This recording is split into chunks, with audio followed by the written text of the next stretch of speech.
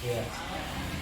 Kalau boleh tahu tujuan pembelajarannya apa? Tujuan pembelajaran hari itu untuk mengajarkan anak-anak bisa memahami tentang unsur-unsur sejarah. Ya. Selanjutnya yang ingin dicapai, apa yang ingin dicapai Pak?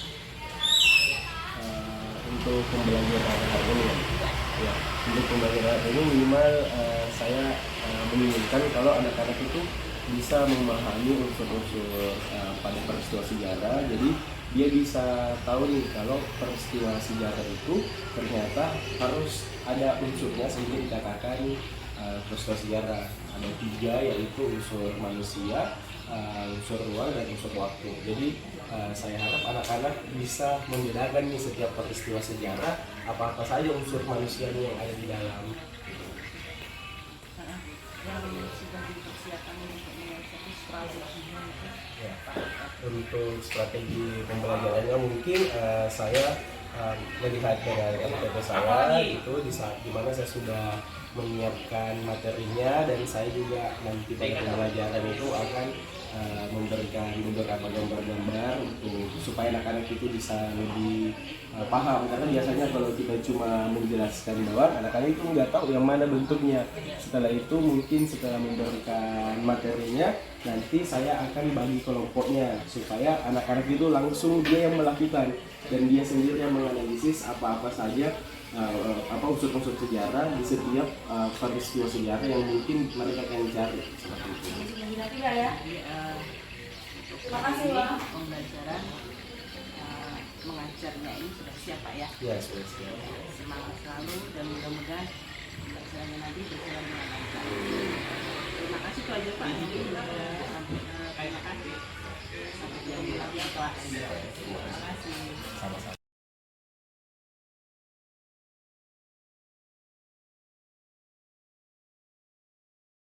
Baik anak-anak, sebelum Bapak mulai pembelajaran, Bapak mau ngecek kehadiran kalian dulu ya. Dengarkan namanya baik-baik. Ahmad Ibrahim, Alfredo Mandala, Anggun Nafisa, Farida, Rahmat Abdillah, Reva, Yusika Dea, Kevin, Alfa. Sakit. Ada suratnya? Oke. Assalamualaikum warahmatullahi wabarakatuh. Waalaikumsalam warahmatullahi wabarakatuh. Bagaimana kabarnya kelas 15? Ada yang terlambat tadi pagi? Ya, meskipun terlambat masih dimaklumi karena hujan ya. Tapi jangan sampai ini kalian 3 hari hujan, 3 hari juga kalian terlambat. Harus belajar dari sejarah ya. Kalau hari ini terlambat, mungkin besok-besok kalian sudah tahu nih. Kalau terlambat lagi bukan. Besok-besok kalian sudah bisa mempersiapkan mantelnya kan. Gak usah malu ya pakai mantel. Kebanyakan itu anak kelas SMA itu gak mau pakai mantel. Kenapa Pak? Malu. Kenapa? Nah, jadi jangan. Yang mana kau pilih? Kau jadi jamur atau kau basah kuyup? Jadi jamur. Ini ya, utamakan fungsi bukan direksi. Selanjutnya mungkin pada pembelajaran hari ini, adapun yang akan kita pelajari tujuan pembelajarannya ada 2. Pertama yaitu untuk mengetahui unsur sejarah. Nah, yang kedua kita akan mengetahui apa itu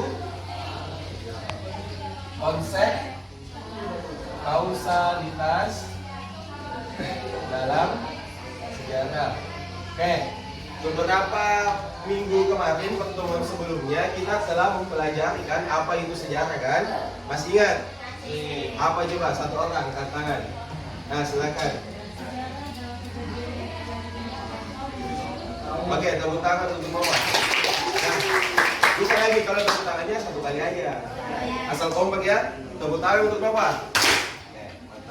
Nah, jadi kemarin kita sudah mengetahui kalau sejarah itu adalah semua kejadian yang terjadi di masa lampau atau di masa lalu, tapi ingat harus bersifat penting. Jadi tidak semua kejadian yang terjadi di masa lalu dimasukkan ke dalam sejarah. Nah, pada pembelajaran hari ini kita akan mengetahui tentang unsur-unsur sejarah. Nah, sejarahnya kan kalian sudah tahu nih.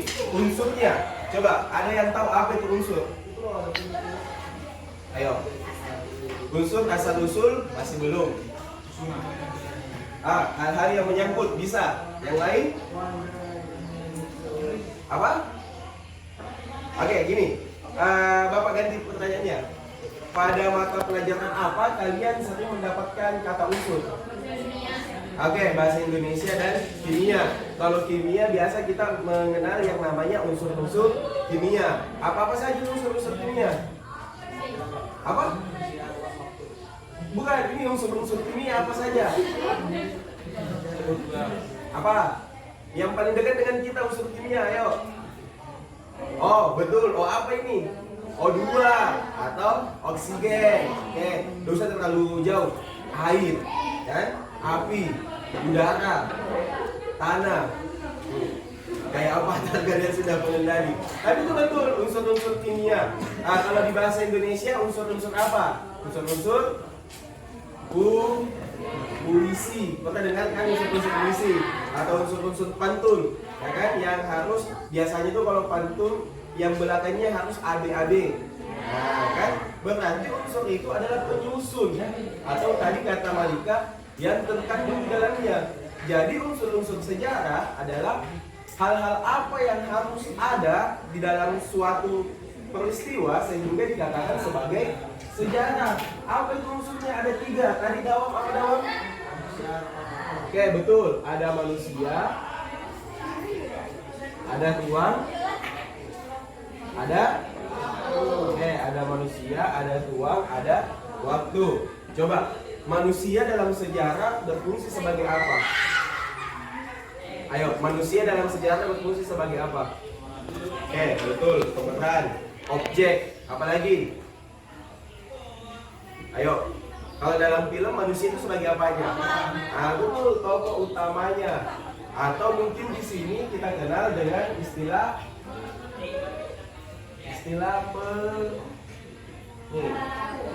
pelaku. Kenapa? Karena kalau tidak ada manusia, tidak ada yang menggerakkan peristiwa sejarah tersebut, ya kan? Mana ada peristiwa sejarah yang tidak ada manusianya, ya kan? Pasti ada. Selanjutnya yang kedua, kalau manusia sudah jelas, kalau ruang, tahu kalian apa itu ruang? Tempat. Tempat apa? Betul. Ruang adalah tempat kejadian peristiwa sejarah tersebut, ya kan? Satu lah, ini sudah jelas ini. Kalau waktu apa? Betul, waktu masa lampau atau kapan betul sekali, kapan terjadi atau kapan peristiwa terjadi. Sekarang tugas kalian ini Bapak membagi kelompoknya langsung aja ya. Kelompok 1, kelompok 2, kelompok 3 sama kelompok 4. Nanti tugas kalian itu cari beberapa peristiwa sejarah yang terjadi, kemudian kalian buatkan apa manusianya siapa, kan unsur-unsur sejarahnya dianalisis. Pertama unsur manusianya siapa, kemudian unsur ruangnya di mana, unsur waktunya kapan. Bapak kasih satu lagi contoh sebelum kita kembali ke kelompok. Kayak jamur raksasa. Tuh. Kayak kalian kalau pakai mantel, ya kan? Ini jamur raksasa ini dari udara. Bagaimana kalau yang dibawanya?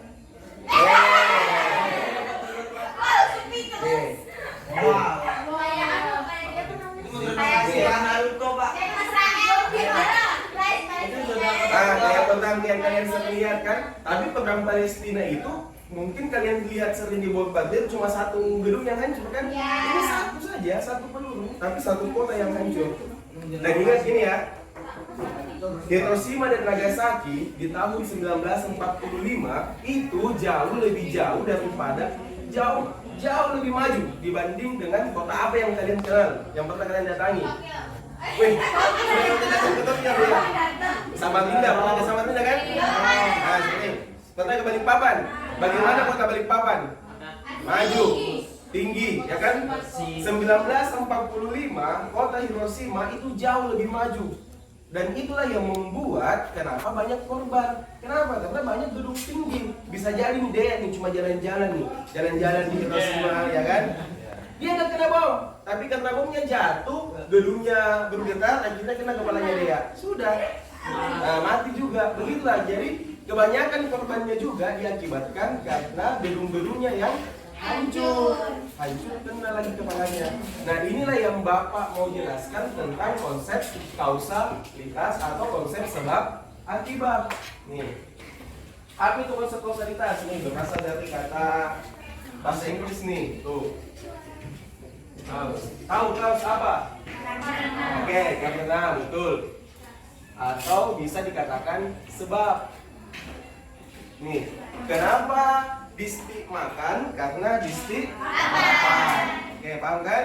Kenapa dawam tidur? Karena dawam tidur. Oke, paham kan sampai di sini?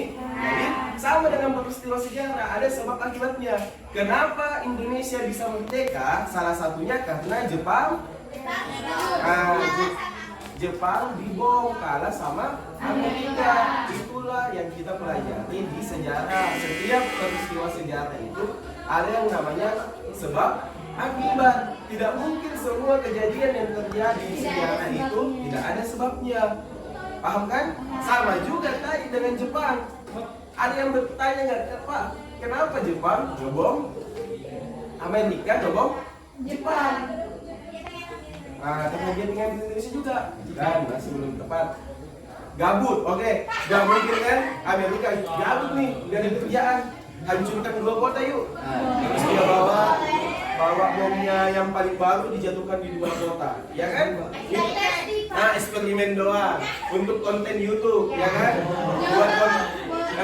Buat konten TikTok sampai menghilangkan nyawa jutaan orang.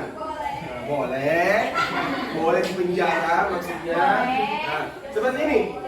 Jadi Amerika nota ternyata nih Jepang yang duluan. Gagal kalian kan kasihan sama Jepang kan? Iya.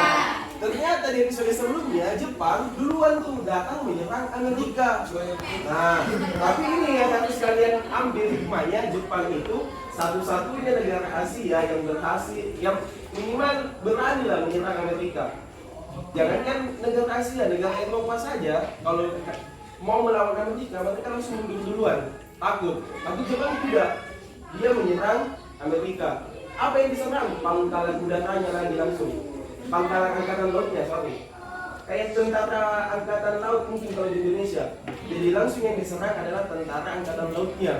Tapi ini yang Amerika nggak suka dengan Jepang, karena dia menyerang Amerika itu jam 3 subuh. Subuh pokoknya. Nah, habis sahur kan? Setelah dia sahur, makan sahur niat, usalli, dan setelah itu mereka mengatakan, ayo kita sama-sama jihad fisabilillah. Kita ngomong Amerika. Nah, ini yang tidak disuka oleh Amerika. Kenapa?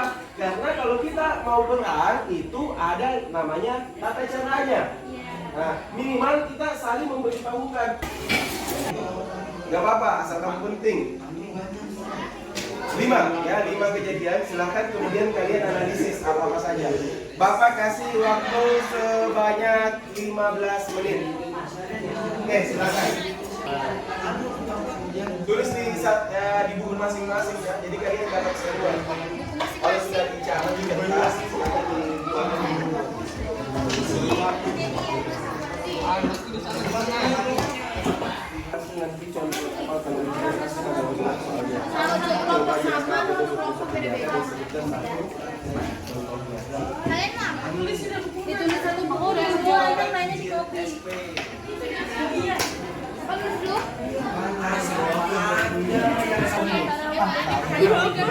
Bisa itu kejadian perbaikan jalan di dulu. Bisa kamu penting. Pak banjir bisa.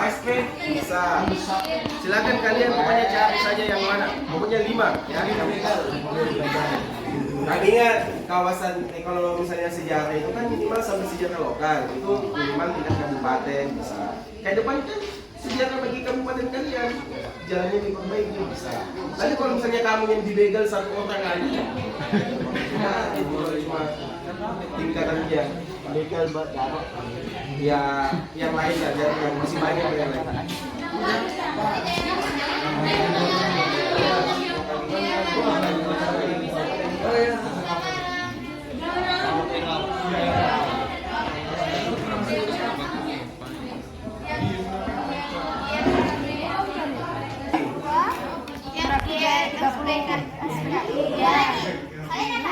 Yang dunia nggak ada kah?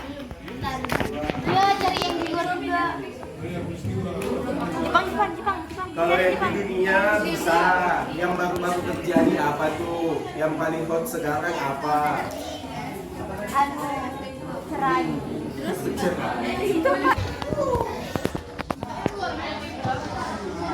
yang robek bendera. Nah, coba cari saking gimana sih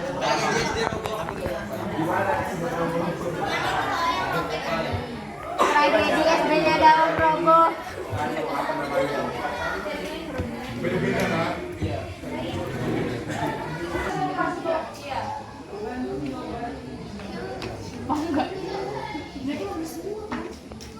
Enggak harus semua loh. Coba nih. Nanti mau kita tulis juga. Bisa tuh biar kita ada catatannya juga. Boleh. Kemarin. Apa?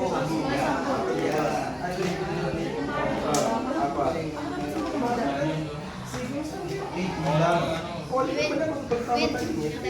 Ya udah, Pak. Tembak dar itu bisa. Ditembak yang mana? Tembak dor. Hah? Ah, bisa.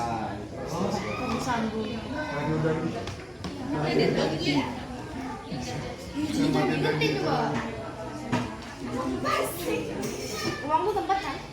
Iya, tempat itu.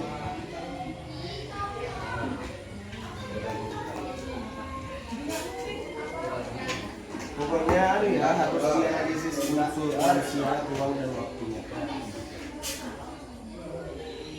Semakin spesifik bagus lagi ya. Jadi jangan kau bilang Bandung kalau memang lokasinya ada yang kamu dapat lebih cepat lagi dan nggak apa-apa itu saja. Oke bisa. Jadi kamu ambil kalimat. Akhirnya timbang polisi. Kalau bilang dua, kalau tiga,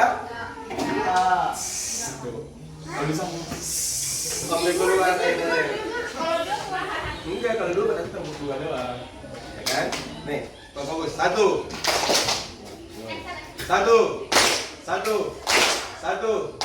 dua, satu, tiga.